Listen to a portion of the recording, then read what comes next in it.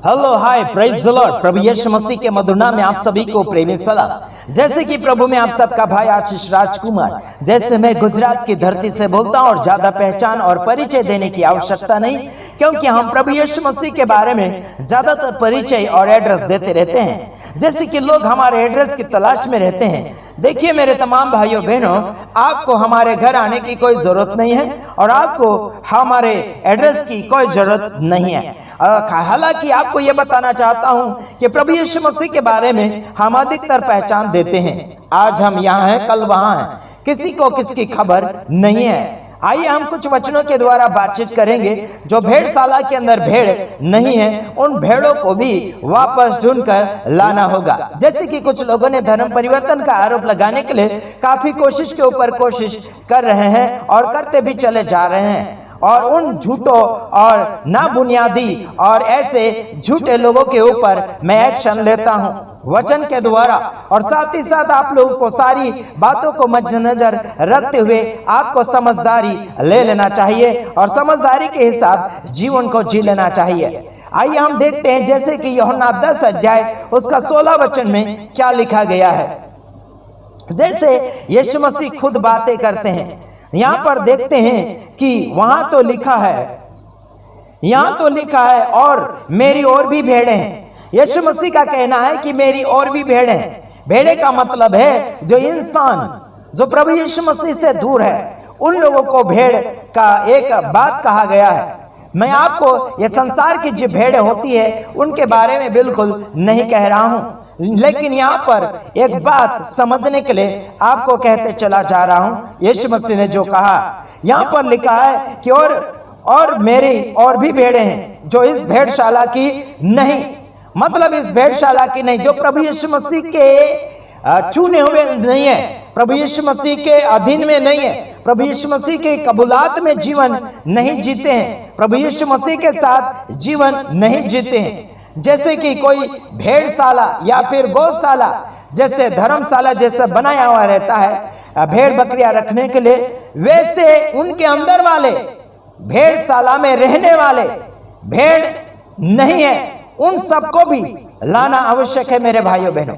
मतलब प्रभु यीशु मसीह में नहीं रह पा रहे हैं, नहीं है अभी, उन सबको भी लाने की आवश्यकता है। जो आज प्रभु यीशु मसीह से दूर होकर जिंदगी को जी रहे हैं, जो कई देवी देवता के पास जाकर अनजाने उनके माँ बाप उन्होंने बना रखे हैं। मैं आपको ये कहना चाहता हूँ, सच्चे बाप के साथ अगर मुलाकात करवा दें तो कितनी बड़ी खुशी की बात होती है। आज संसार भर में प्रभु यीशु मसीह को भूलकर किसी और के पास जाकर लोग मम्मी पापा कहते हैं। हालांकि आत्मिक मम्मी पापा बनाने के लिए कोशिश कर रहे हैं, ये आवश्यकता बनाने के लिए कोशिश नहीं करना मेरे भाइयों बहनों। आपकी आवश्यकता यीशु है, आपकी आवश्यकता संसार के लोग नहीं हो सकते। कुछ ही समय के लिए हो जाएंगे, लेकिन धोखेबाज और मुंह मोड़ लेंगे। बहुत कुछ ऐसे दगे के ऊपर दगे और झूठ के ऊपर झूठ बनाते चले जाएंगे, और आपको गिराने के लिए बहुत कुछ योजना के ऊपर योजनाएं बनाते चले जाएंगे।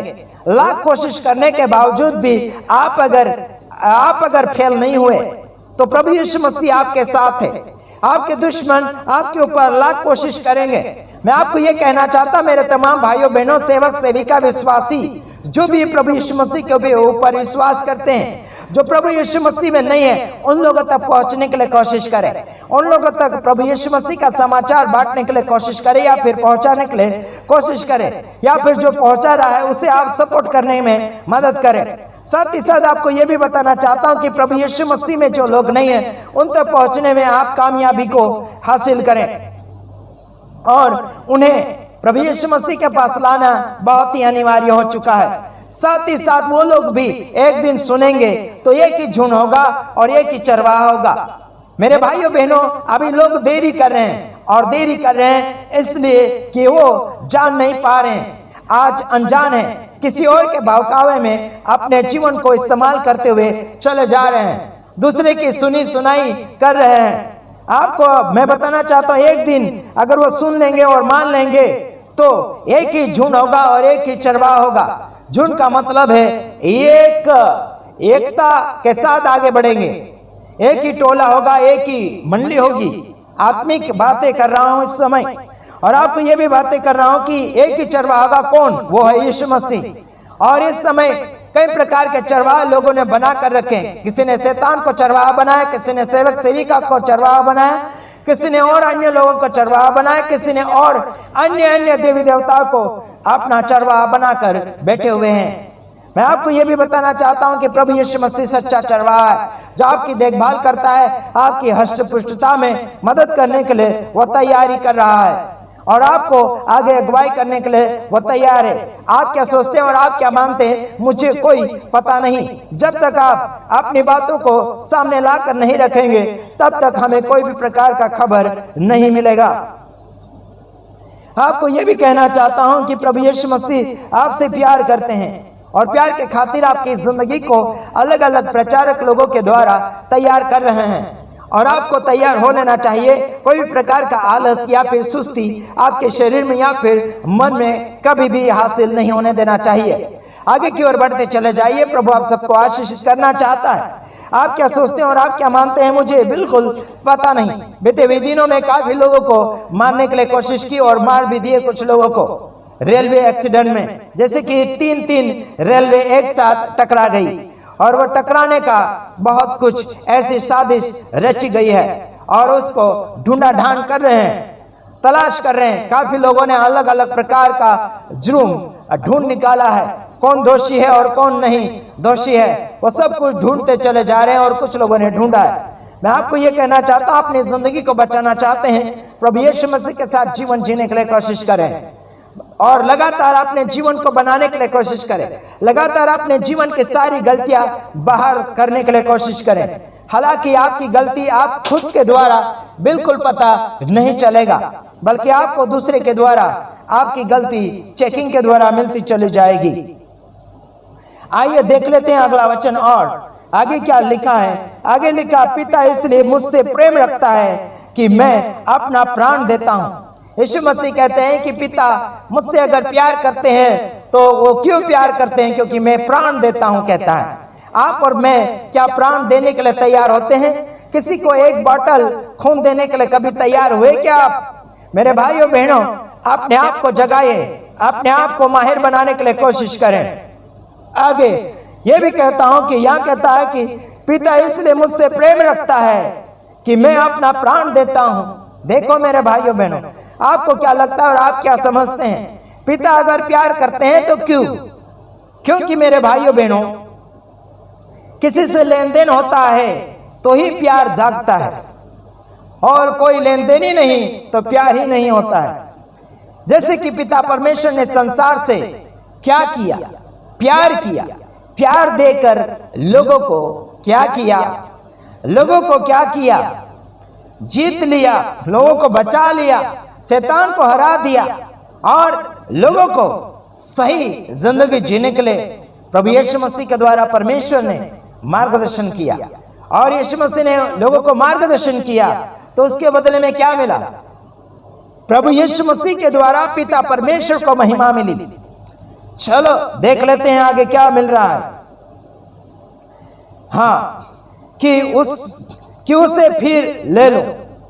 क्या करें? देखो, कि मैं अपना प्राण देता हूं, कि उसे फिर ले लूं। देखो, प्राण देता भी और लेता भी। क्या प्राण लेता नहीं है यीशु मसीह, लेकिन प्रभु यीशु मसीह प्रभु परमेश्वर को फिर प्राप्त कर लेता है और प्राप्त करने के बाद वो क्या कर लेता है? स्वर्ग में जाकर पिता की दाहिनी ओर हेलो बैठा हुआ है। उसके पास वो बैठा हुआ है ना, बेटा जीत गया, बाप शाबाशी दे रहा है और जगह प्राप्त कर लेता जो उसे मिलना चाहिए था, है ना।